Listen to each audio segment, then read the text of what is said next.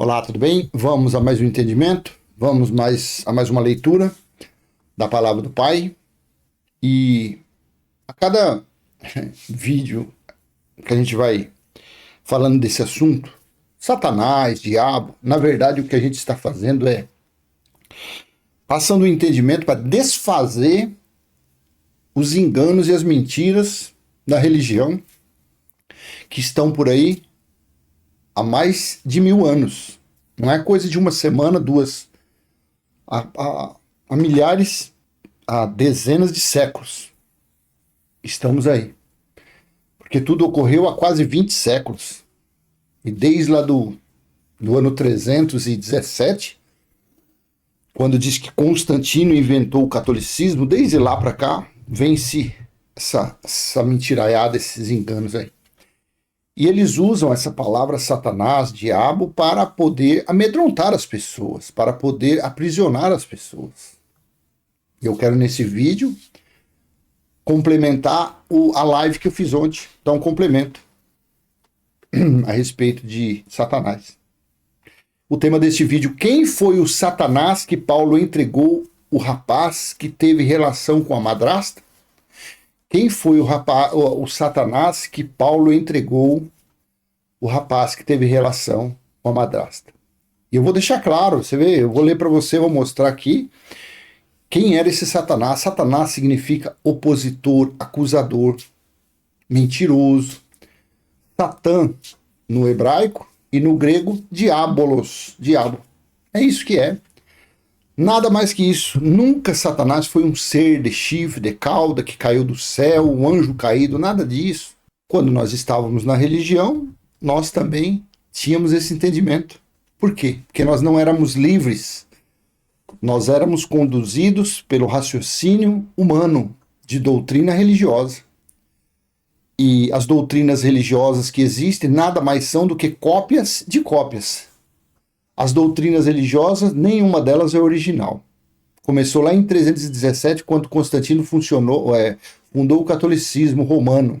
E de lá para cá veio surgindo o protestantismo, que são acrentaiadas por aí os evangélicos, essas coisas aí, pentecostais, esse negócio aí. E é cópia de cópias, não tem nada de original. Aí o evangelho eterno, a graça pregada por Paulo, foi trazida agora nesses últimos anos, e da graça nós estamos entendendo o evangelho eterno, que não é nem graça mais, é o cumprimento de todos os escritos bíblicos. Então, vamos aqui à leitura. Assim está em 1 Coríntios capítulo 5, versículo do 1 ao 5. Estou usando o texto da Nova Almeida Atualizada, a NAA. Ouve-se por aí que entre vocês existe imoralidade, e imoralidade tal como não existe nem mesmo entre os gentios. Isto é, que alguém se atreva a possuir a mulher do seu próprio pai, ou seja, a madrasta. Madrasta. Então aqui o assunto de Paulo era condenando, era sentenciando, era recriminando o rapaz, uma pessoa que teve relação com a sua madrasta. 2. E vocês andam cheios de orgulho, quando deveriam ter lamentado e tirado do meio de vocês quem fez uma coisa dessas. Eu, na verdade, ainda que fisicamente ausente, mas presente no espírito, já sentenciei como se estivesse presente o autor dessa infâmia. 4. Em nome do Senhor Jesus, reunidos vocês e o meu espírito, com o poder de Jesus nosso Senhor. 5. Que esse tal seja entregue a Satanás. Aí eles colocam ainda letra maiúscula ainda, para ser um substantivo, ser um nome próprio de uma pessoa, de um ente, de alguém. Coloca de letra maiúscula. Aqui deveria ser uma letrinha minúscula, só isso. Que tal seja entregue a Satanás para a destruição da carne. A destruição da carne, a fim de que o espírito seja salvo no dia do Senhor. Dia do Senhor, Apocalipse 1:10, que João estava lá quando o dia do Senhor chegou. Vamos ver aqui Satanás na Almeida. Satanás significa adversário. Nessa simples. No Russais, dicionário Russais, temos aqui em letras Satanás, rúbrica, diabo, por vezes, gramática, etimologia, Satanás o que arma cilada, inimigo, adversário, Satanás. Não, essa daqui não. Qual que é o que é português? Satanás, chefe dos anjos rebeldes. Não, não é isso aqui que eu quero ver. Não, deixa eu fazer o seguinte. Deixa eu colocar aqui no texto da Almeida, revista e atualizada, a ARA, que eu quero ver isso aqui no dicionário Strong que eu quero passar para você. Tá? Eu sei o que é isso, mas eu quero passar para você aqui. 1 Coríntios, capítulo 5, versículo 5. Entregue a Satanás para a destruição da carne. Então era algo que ia sentenciar a carne daquela pessoa. Era um açoite, era apedrejamento, alguma coisa que esse tal desse Satanás, que eu vou te mostrar quem era, ia fazer contra a carne daquela pessoa que cometeu aquela profanação de ter relação com a madrasta. Então, no dicionário Strong, assim está. Veja. Aqui, ó, dicionário Strong. Satanás, de origem aramaica, relacionado com o devido. Ó, letras garrafais, em negrito, ó. Negrito está isso aqui.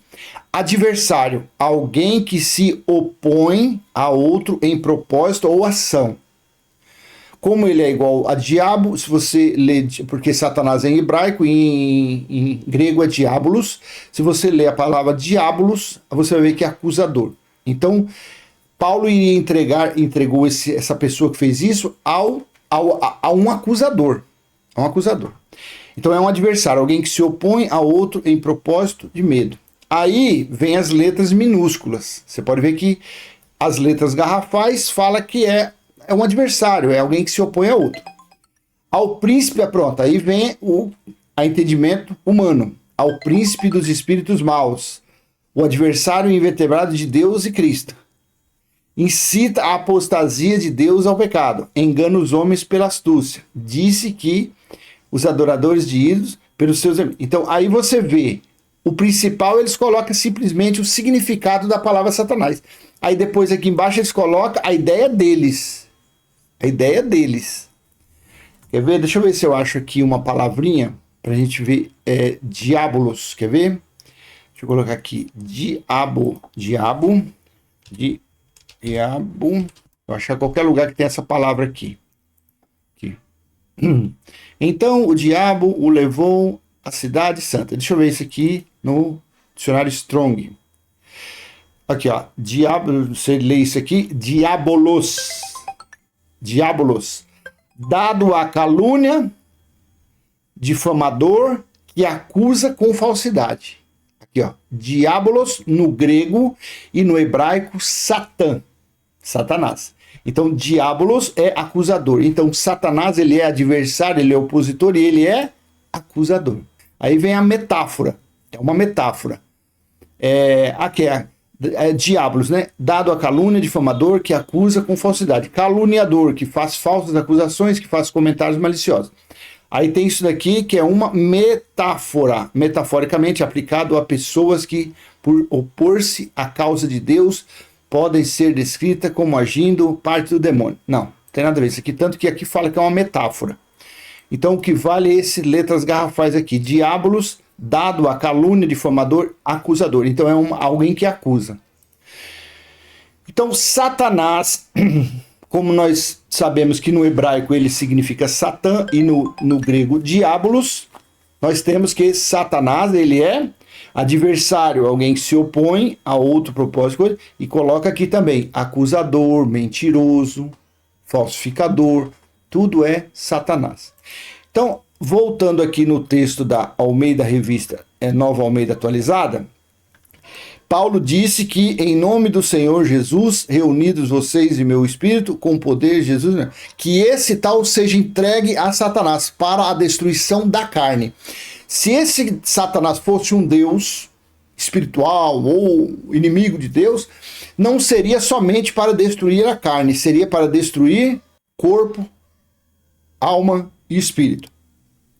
O corpo sem a alma não tem vida. A alma é o que dá vida ao corpo. Coloca os sentimentos, o conhecimento, a sensação de frio, de calor. Isso é a alma. E quando se acaba esse corpo carnal, acaba os desejos desse corpo, acaba tudo isso aí. e o que sobra é o espírito, e o espírito volta para o reino de onde veio, para o reino espiritual. Então nós entendemos que esse Satanás era alguém que iria judiar da carne daquela pessoa, ia maltratar, de alguma forma, com açoites, com prisão, com apedrejamento, alguma coisa esse Satanás iria fazer a isso. E como Satã significa acusador, quem eram os acusadores naqueles dias? Eles se baseavam no que para acusar as pessoas? Vamos ver na lei, que Paulo era um mestre da lei, Paulo foi fariseu, então Paulo conhecia muito bem quem era esse acusador. Por isso que Paulo diz que estaria entregando aquela pessoa, aquele rapaz, aquele homem, aquele comedor de cuscuz não, aí também já é demais. Ao acusador. Lá em Levítico 18:8, não tenha relações com a mulher de seu pai. Este é um direito somente do seu pai. Olha aqui Levítico agora 20:11. O homem que tiver relações com a mulher de seu pai terá envergonhado seu pai. Tanto aquele homem quanto a mulher serão mortos, o seu sangue cairá sobre eles. Deixa eu colocar isso aqui no texto da NVI. Se um homem se deitar com a mulher de seu pai, desonrou o seu pai. Tanto o homem quanto a mulher terão que ser executados, pois merecem a morte. Na Bíblia hebraica Sefer, vamos ver aqui como está a Bíblia hebraica Sefer. E o homem que se deitar com a mulher de seu pai, a nudez de seu pai descobriu. Ambos serão mortos, o sangue recairá sobre eles. E na King James Fiel, deixa eu ver isso aqui, King James Fiel, está a mesma coisa. E o homem que se deitar com a mulher de seu pai descobriu a nudez de seu pai. Ambos certamente serão postos à morte do seu sangue sobre eles. Voltar na minha querida Nova Almeida atualizada. Aí em Deuteronômio 27:20. Maldito aquele que tiver relações sexuais com a madrasta, porque profanaria o leito de seu pai, e todo o povo dirá amém. Pronto. Você entendeu? Quem era o Satanás? Quem era o acusador? Os acusadores que Paulo iria entregar ou entregou àquela pessoa que cometeu aquilo? Por isso que eu sempre falo, Paulo, ele se converteu a Cristo ressuscitado na estrada de Damasco. Paulo recebeu a revelação da graça, do favor imerecido para pregar aos gentios. Mas Paulo não era inteiramente convertido, gente. Tinha resquícios, não, convertido ele era, mas tinha resquícios do legalismo na mente dele.